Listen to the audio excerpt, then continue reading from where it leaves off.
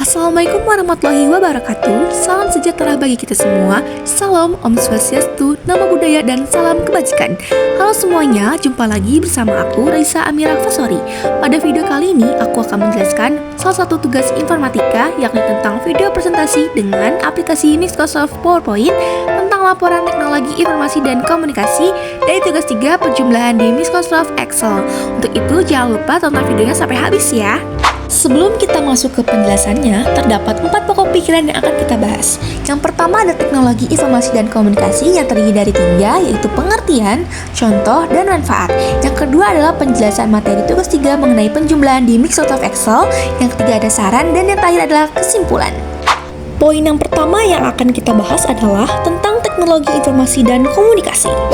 Dimulai dari pengertiannya, teknologi informasi dan komunikasi atau bisa disingkat dengan TIK adalah istilah yang digunakan untuk menggambarkan berbagai teknologi yang berhubungan dengan penanganan informasi. Dalam bahasa Inggris, TIK disebut dengan Information and Communication Technology atau ICT. Menurut Kamus Besar Bahasa Indonesia atau KBBI, teknologi adalah metode ilmiah untuk mencapai tujuan praktis atau ilmu pengetahuan terapan. Selanjutnya adalah informasi, yaitu penerangan, pemberitahuan, kabar, atau berita tentang sesuatu. Sedangkan komunikasi itu sendiri adalah pengiriman dan penerimaan pesan.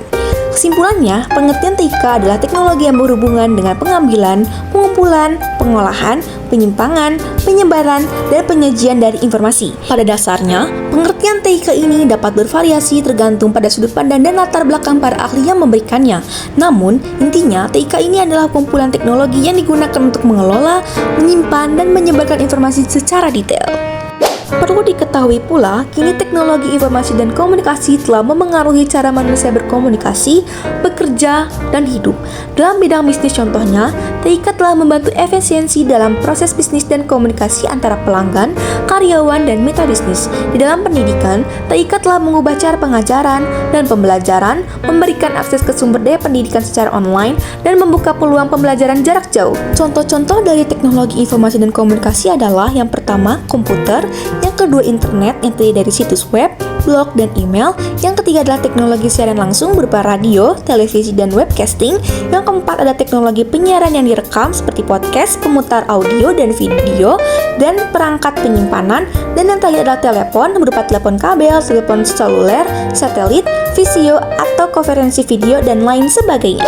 Masuk ke bagian manfaat, teknologi informasi dan komunikasi memiliki banyak manfaat bagi masyarakat dan organisasi di berbagai bidang. Di antaranya, dapat meningkatkan efisiensi. Contohnya, TIK memungkinkan otomatisasi tugas dan proses sehingga meningkatkan efisiensi dan mengurangi beban kerja manusia. Yang kedua ada meningkatkan komunikasi, yaitu untuk berkomunikasi dengan cepat dan efisien melalui berbagai platform seperti email, pesan instan, dan media sosial. Hal ini memungkinkan orang untuk berkomunikasi secara real time dari berbagai lokasi di seluruh dunia.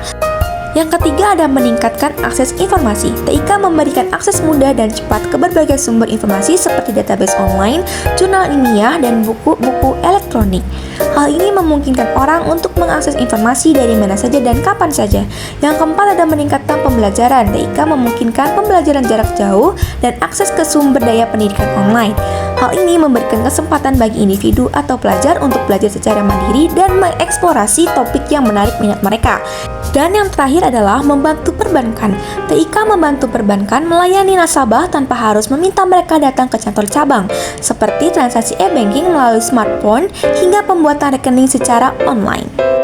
Poin yang kedua adalah penjelasan materi tentang tugas 3 mengenai penjumlahan di Microsoft Excel. Yang pertama, cara membuat tabel di Microsoft Excel. Yang pertama, pastikan aplikasi Microsoft Excel sudah tersedia atau terdownload di handphone kalian atau di laptop kalian masing-masing. Di sini, aku menggunakan handphone sebagai medianya. Lalu, buka aplikasi Microsoft Excel kalian dan akan muncul seperti pada gambar di samping, yaitu tampilan awal pada aplikasinya. Nah, untuk membuat lembar kerja baru, kalian klik tanda plus atau tanda tambah pada pojok kanan atas dekat baterai HP kalian ya. Lalu, kalian pilih option yang paling atas atau blank workbook atau lembar kerja kosong yang gambarnya tabel. Dan untuk tampilan awal akan seperti pada gambar di samping ya, masih kosong. Nah, untuk membuat tabelnya, kalian cukup blok atau tarik tabel sesuai dengan keinginan kalian masing-masing ya. Pada contoh, aku menarik tabel dan blok tabelnya sampai di huruf G ya. Lalu, untuk menebalkan kolom dan tabel-tabelnya, pastikan kalian sudah berada di laman home. Kemudian, klik option yang bertuliskan borders. Setelah itu, klik sesuai dengan arahan yang ada pada gambar di samping ya. Dan tara, hasilnya tabel yang diblok tadi akan berwarna hitam dan sudah menjadi bold. Jika tabelnya sudah siap, mulailah isi tabel tersebut sesuai dengan kebutuhan dan keinginan masing-masing ya. Di sini aku akan mengisikan bulan dan unit-unit yang terjual. Oh iya, jangan lupa dengan nama barang dan jumlah total di ujung ya. Jikalau sudah, untuk hasilnya kurang lebih seperti pada gambar di samping. Nah, saat yang ditunggu-tunggu, aku akan mengasih tahu bagaimana cara menghitung cepat di Microsoft Excel. Yang pertama, blok data yang akan dijumlahkan termasuk kolom dan baris tempat di mana kita nanti akan menyimpan data dan hasil penjumlahannya. Kemudian, setelah diblok, masuk ke menu Home. Setelah berada di menu Home, scroll terus ke bawah hingga menemukan ikon Sigma atau judul seperti Auto Zoom. Lalu, klik ikon Sigma tersebut. Lalu, pada laman Sigma Auto Zoom, pilih option yang paling atas atau yang bertuliskan Zoom. Dan kini hasil penjumlahan semua angka-angka tersebut muncul secara keseluruhan tanpa kita hitung secara manual. Keren bukan? Oh iya, bagi kalian teman-teman yang masih ragu-ragu atau takut-takut hasil itu tidak akurat, kan bisa hitung manual di kalkulator handphone kalian masing-masing ya. Memasuki poin yang ketiga yaitu saran. Nah, saran dari saya adalah kita sebagai siswa dan siswi hendaknya dapat memanfaatkan ilmu teknologi, informasi, dan komunikasi dengan bijak. Seperti tersedianya wifi di sekolah harus dapat digunakan dengan baik, tidak digunakan untuk bermain game online, scroll sosial media, atau jangan sampai digunakan untuk hal-hal yang berbau negatif yang dapat menjerumuskan siswa dan siswinya. Contohnya seperti menonton video porno, judi online atau judol, dan pinjaman online atau pinjol. Selain untuk para siswa dan siswinya, untuk guru pun saya memberikan saran berupa hendaknya guru-guru di sekolah pun dapat mengoptimalkan pemanfaatan teknologi dalam proses pembelajaran dengan catatan teknisinya tidak menyulitkan para siswa dan siswi tersebut. Contohnya seperti terdapat siswa dan siswi yang mengalami keterbatasan dalam teknologi, contohnya handphone atau laptop. Guru-guru harus bisa memberikan solusi lain yang setara dan mudah. Dan yang terakhir adalah poin yang keempat yaitu kesimpulan. Kesimpulannya adalah berdasarkan pernyataan-pernyataan di slide sebelumnya dapat kita simpulkan bahwasannya teknologi informasi dan komunikasi atau TIK adalah teknologi yang berhubungan dengan pengambilan, pengumpulan, pengolahan, penyimpangan, penyebaran, dan penyajian dari informasi. Lalu terdapat beberapa contoh teknologi informasi dan komunikasi yakni komputer dan internet. Selain itu, teknologi informasi dan komunikasi telah membantu untuk meningkatkan efisiensi, komunikasi, akses informasi, dan pembelajaran di berbagai bidang.